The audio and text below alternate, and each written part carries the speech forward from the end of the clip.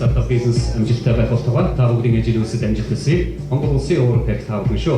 Сайн сайхан мэдсэ баярлалаа.